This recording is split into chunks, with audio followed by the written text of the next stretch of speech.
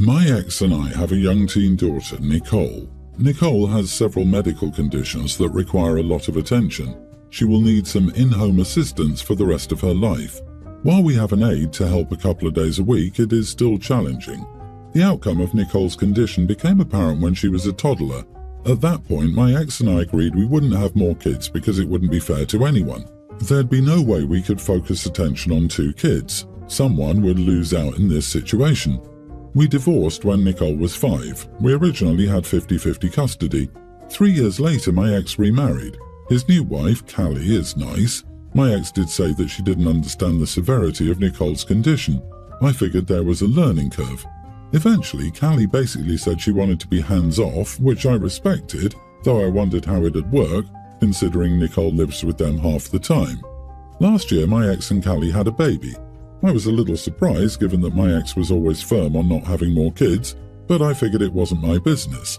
He began complaining that juggling Nicole and the baby was a lot of work. I sympathized but didn't know what else to say. Recently, the venting got worse.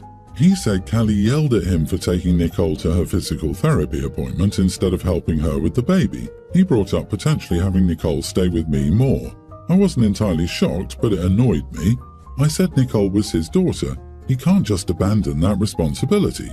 He asked what he was supposed to do about the baby. I said, maybe you should have thought of that before you procreated. I mean, we discussed this 10 years ago as to why it'd be hard to juggle 2 kids. Why did you think having another would be a good idea? He got quiet and said Callie wanted a baby. I said that wasn't enough of a reason and maybe you should have thought harder before bringing more life into this world. The conversation ended with me saying I'd call my lawyer and we could arrange for him to have less custody, as I'd rather my daughter be adequately cared for than be viewed as a burden. Callie called me that night, very upset that I'd made my ex cry and that I said her baby shouldn't exist. I told her that's not what I said completely, more that they didn't think it through. She called me a jerk. Am I the idiot? Not the idiot. I assume Callie had a dream of Nicole magically disappearing to your place so she and her ex can have their happy new trio. You're correct to hold him accountable, especially if Nicole has the mental capacity to know she's being shut out. Yeah, it feels like a long con to use the baby as an excuse to push Nicole out. It seems like it's working too, which is sad. I hope OP has a good lawyer who can make sure her ex pays as much as he can afford for respite care. What, nothing left to cover a sitter date for night with Callie? Too bad, so sad. OP, your ex found out. Make sure any support is adjusted as well. If he puts in less effort, he must pay to compensate and push for the maximum possible. Sadly, this is not how it works. The way OP plays it, this will end with OP having full custody, she's sending her lawyer to go to court for more custody, and OP's ex ends up paying slightly bigger child support and doing nothing more. If OP had more sense, she would block the new wife's number and discuss responsibilities with the child's parent. If she has any sense, she will forego the emotional responses. These will not help the kid. That will only help her ex get out without feeling guilty because OP is taking the kid from him and stealing his chance to have a relationship with his kid. A reasonable reaction would have been, yeah, it's hard for us all, please vent somewhere else. Agreed. OP, you are the idiot. Functionally, your ex asked you to take your daughter for more time because he has a new baby, and it's stressful. That's it. That's the whole thing. The rest is a mélange of everyone's emotions surrounding this transition. And I always hated being made fun of when I was younger, especially at school when a new teacher would inevitably call out my actual first name when taking the register, and all of the other kids would laugh at me for trying to explain that I didn't want to be called that. Now I'm an adult, I want to know if I wanted to, I could legally change my name by deed poll, but I guess I've just gotten used to the inconvenience, and at this stage of my life, it's more of a conversation starter if anything else. I also understand that of all the things to be made fun of when younger, it's pretty low down on the list, and some people would just say I'm being petty. Anyway, I've recently become a father to a beautiful baby boy, and to my family's horror, we've named him Ezra, which both my partner and I love.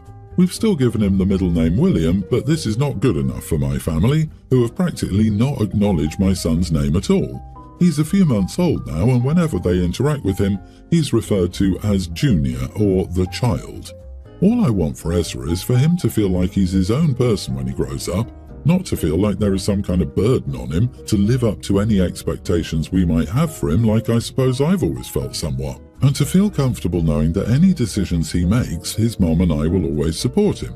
That is what makes me stand by our decision, but I can't help but feel guilt for breaking the tradition and that there is now a slight rift between me and my family, especially my dad.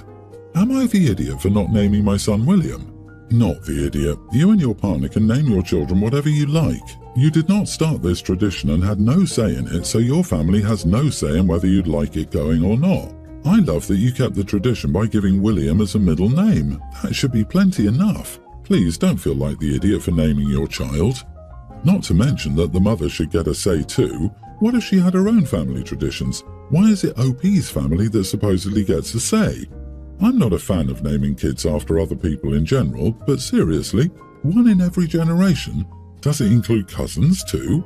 How confusing it must be to have so many Williams. He's referred to as Junior or the child. I suggest you do the same with them. Always refer to them as the senior or the mother, etc. See how long it takes them to catch on. Tradition is just peer pressure from dead people. It's not up to anyone else but you and your partner. Your family refusing to call Ezra by his name is extremely disrespectful and immature. Obviously not the idiot, but I will laugh if your son grows up and decides to go by William. I, 30 male, have been with my girlfriend Kelly, 29, for 4 years and have known her for 10. Kelly is autistic and one of her biggest problems is food. However, since getting together with me, she's opened up to a lot of new foods. For example, she wouldn't eat certain vegetables as they are, but wouldn't mind having them blended in or cut into small pieces or spirals.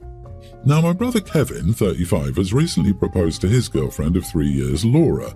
He mentioned he had some news to announce and asked whether I would be okay with hosting a family dinner at my place since I love cooking. I said it wouldn't be a problem, and we've decided on a Japanese theme. Now to the issue. For the main dish, I made ramen, including the noodles and broth, from scratch. It had to be chicken as Kelly doesn't like beef or pork, and my mother also doesn't eat pork. I've added some extra veggies, zucchini, carrots, sweet corn and some others, for Kelly's portion since she isn't fond of eggs. So naturally her ramen was served without an egg, while everyone else had a standard portion, enough to fill up a grown man. I also ensured some snacks were on the table like tempura, yakitori, skewers, onigiri, etc. Well, within the first half an hour of her being there, Laura kept picking on Kelly and kept saying she can't say she likes ramen because her version is not authentic.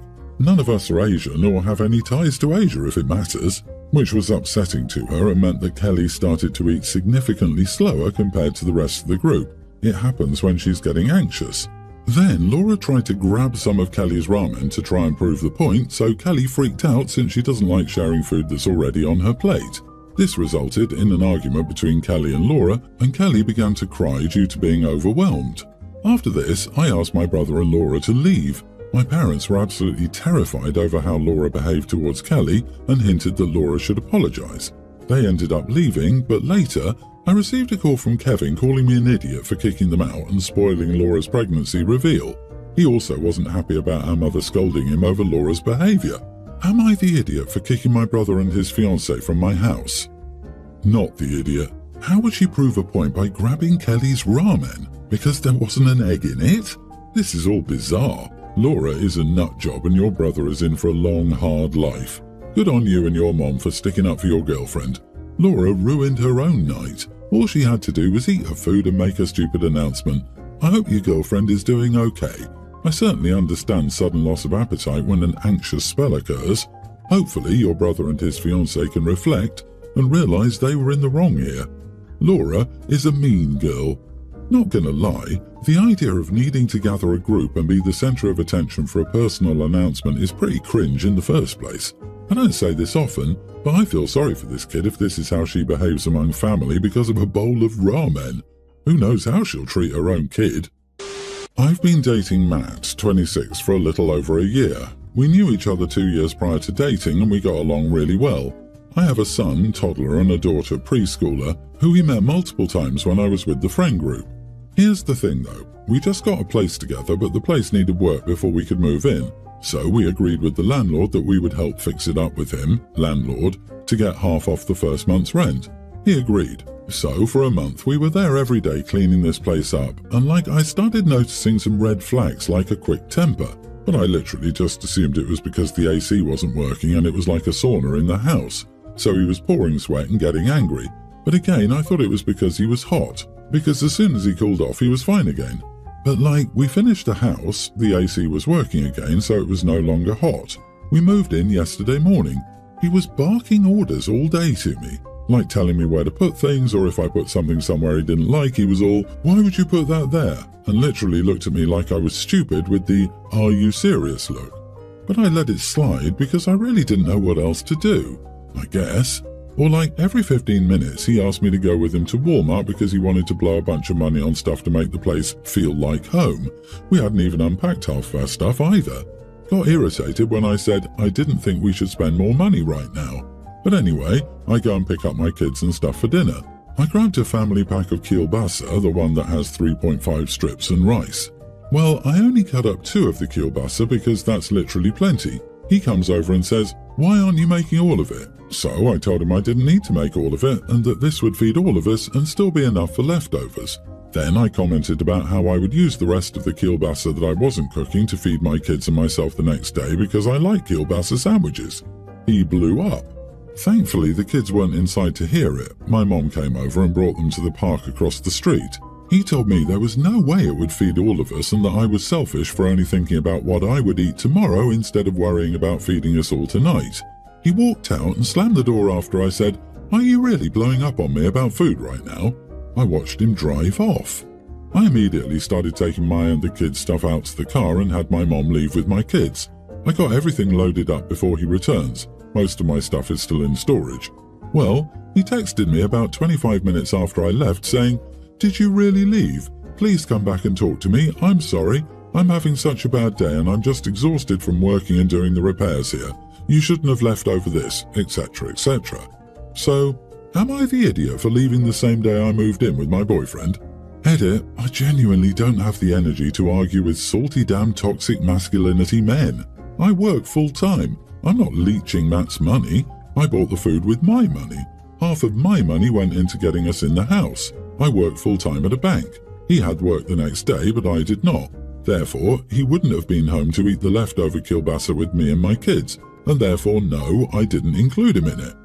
Not the idiot. Leaving was the right decision. He thought he had you in a position where you wouldn't leave. Started being a total moron once you agreed to live together and started working on the apartment. It would have only gotten worse over time. You did what is best for you and your kids. It was the audacity to say, "You shouldn't leave over this," when he literally left over it. Rules for thee, not for me. That dude's a red flag and you did the right thing. I'm so glad you moved you and your children out. Please don't go back to him, ever, no matter what he says. You got a dose of reality and made the very best decision for you and your kids. Well done, OP. Please tell me you took the kielbasa with you.